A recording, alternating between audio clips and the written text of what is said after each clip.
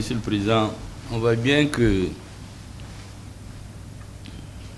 il y a des cadres de haut niveau parmi vous, parce que vous avez dit l'essentiel en peu de temps. D'autres allaient bavarder pendant des heures pour dire la même chose. Je voudrais d'abord vous remercier d'avoir pris cette initiative.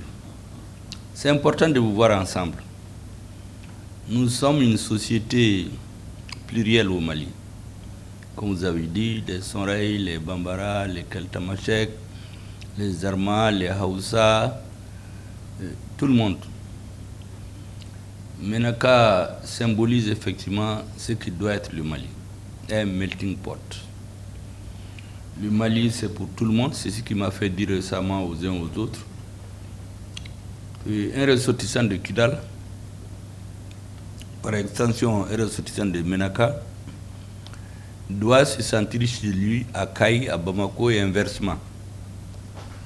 Et le fait que vous êtes ensemble aujourd'hui, la main dans la main, pour exprimer vos préoccupations, montre effectivement que vous êtes ensemble.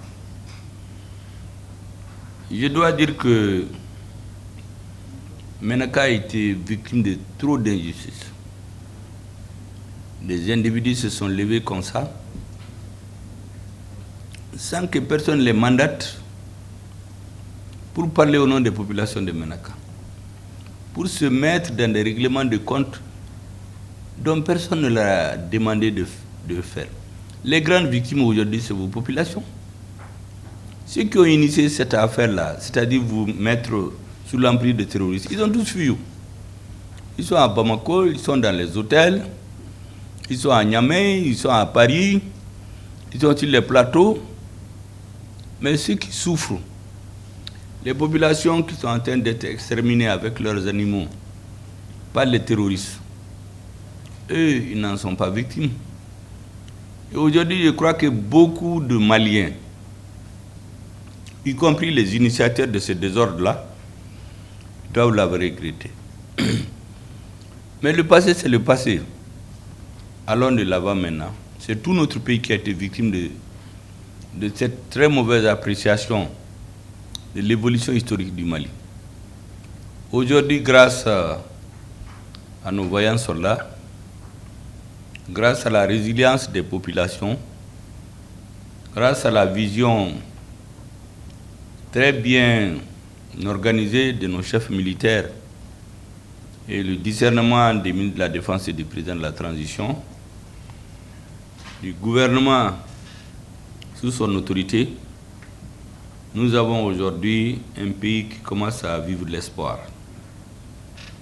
Et cet espoir, je suis très heureux que les ressortissants de Menaka le prennent au vol pour poser leurs vrais problèmes.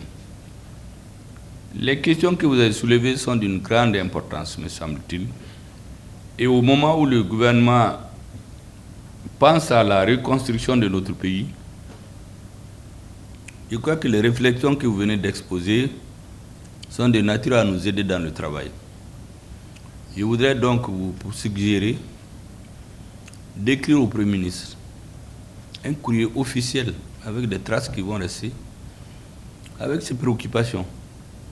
Ce courrier va être imputé aux différents ministres et pourquoi même pas au président de la transition, pour que dans l'ensemble des projets et programmes que nous sommes en train de développer, la vision du gouvernement, nous puissions prendre en compte, parce que c'est de l'or pour nous, c'est comme une consultation gratuite que vous faites, nous puissions prendre en compte ces préoccupations en se disant, c'est bien de réfléchir à la place des gens, mais voilà ce qu'eux-mêmes ils veulent.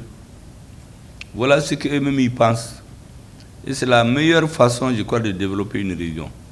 C'est de faire ce que les populations souhaitent, ce qu'elles veulent. En ce moment, chacun d'entre vous aura l'impression qu'on est en train de faire ce qu'il lui souhaite. Et en tant que représentant valable, et je crois représentant légitime de cette population, vous ne faites que votre rôle, c'est-à-dire sensibiliser les plus hautes autorités pour qu'elles ne se mettent pas avec le travail d'experts seulement, se limiter à ce qu'ils doivent faire dans la région, mais avoir une vision partagée par les populations de cette région, parmi lesquelles il y a les jeunes, les femmes, les anciens. Parce qu'en réalité, c'est comme quand les Africains se battaient pour l'indépendance de l'Afrique. On disait que tant qu'il y a un État qui est sous la colonisation, l'Afrique n'est pas libérée. Au Mali, tant que les ressortissants d'une région sentent qu'ils sont sous le joug du terrorisme, on a beau fêter dans les villes, organiser des kermesses, le pays est encore sous le terrorisme. Donc le signal aujourd'hui de la paix retrouvée au Mali, ça commence par la pacification des régions du Nord, parmi lesquelles Ménaka, Kidal, Taoudeni, Tombouctou, Gao et le centre du Mali. Une fois que ces zones seront pacifiées, les Maliens pourront se dire qu'effectivement le terrorisme est vaincu. Nous savons qu'il y a des forces nationales et surtout internationales qui s'organisent souvent pour créer de toutes pièces, souvent pour entretenir et aider à s'en sortir les terroristes. C'est pour ce qui nous a fait dire à un moment donné que tous les mouvements terroristes qui sont en train de faire souffrir les Maliennes et les Maliens sont tous fabriqués de l'extérieur, sponsorisés, entretenus, mais il ne faut rien attendre. Nous sommes déterminés à en finir avec eux. Et pas plus tard qu'avant-hier, vous avez vu ce qui s'est passé. Je crois que ce n'était pas une excursion pour eux. Lorsque ceux qui vont se faire manipuler par d'autres personnes vont continuer à venir, parce que si vous voyez quelqu'un venir tuer des personnes, ceux qui comptent prendre les richesses, vivre, aller, mais si ceux qui laissent la vie, il y en a qui réfléchiront par 1000 fois avant de venir s'aventurer dans le terrorisme dans notre pays. Nous allons les combattre sans répit, aussi longtemps qu'ils n'abandonnent pas notre territoire. Parce que la plupart, c'est des gens qui sont étrangers à nos coutumes. On ne peut pas imaginer un ressortissant d'une région qui vient tuer les personnes, tuer leurs animaux, les affamer. Donc c'est des gens venus d'ailleurs. On nous fait croire que c'est des ressortissants qui sont rebellés. Ce n'est pas vrai. C'est peut-être qu'il y a des gens cupides qui vont rentrer dans leur rang, ils les achètent, ils les trompent, mais majoritairement, c'est des terrorismes inspirés d'ailleurs. Et le fait que vous montrez un front uni, c'est de ça que notre armée a besoin. Aujourd'hui, nos militaires ont besoin de sentir le soutien, la fierté de la population de ce qu'ils sont en train de faire. Et je crois que le courrier que j'ai demandé de votre part sera transmis à différentes autorités pour que personne n'en ignore, que chacun sache qu'à son niveau il élabore ses programmes d'action, mais que voici ce que les populations veulent dans son domaine, qu'il en tienne compte. Je voudrais vous remercier pour ces conseils parce que je considère que vous êtes venus nous conseiller, nous aider dans notre travail d'un gouvernement responsable qui est à l'écoute des populations et non pas qui dicte seulement les choses. Donc, Monsieur le Président, je voudrais vous remercier avec vos autres collègues parce que vous savez souvent, quand beaucoup de personnes se présentent comme ça, il y a une seule personne qui parle de façon brève. Ceux qui ne comprennent rien pensent qu'ils n'ont pas travaillé. Arrêtez, c'est le signe d'une très bonne organisation.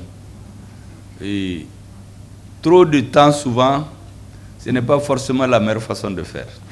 Ces préoccupations, on peut les citer en très peu de temps.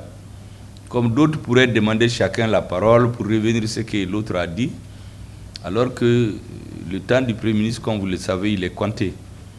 Avec ce que vous savez, mon état de santé, je m'efforce pour faire les audiences à partir de 16h jusqu'à 20h, au moins 4 heures de temps, pour être à l'écoute des citoyens. Parce que c'est la meilleure façon de gouverner.